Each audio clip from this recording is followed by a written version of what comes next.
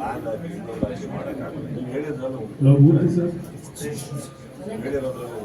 ಏನಂದ್ರೆ ಈ ಕೇಸಿಂದ ಹೊರಗಡೆ ಬಂದ್ರೆ ಅಂತ ಹೇಳ್ತೀರಾ. ಕೇಸಿಂದ ಹೊರಗಡೆ ಬಂದ್ರೆ ನಿಮಗೆ ಪ್ಲಾನ್ ಅನ್ನೋದು ಬರೋದೇ ಇಲ್ಲ.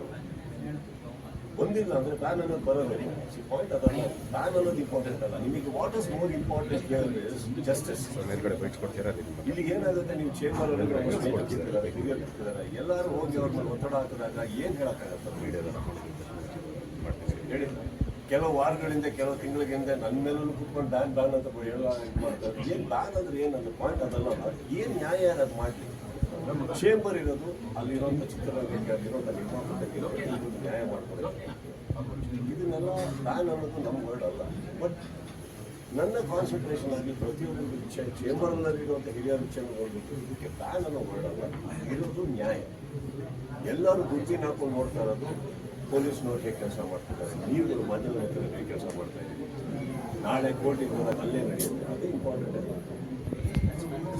ಇದು ತುಂಬ ಸೆಕೆಂಡರಿ.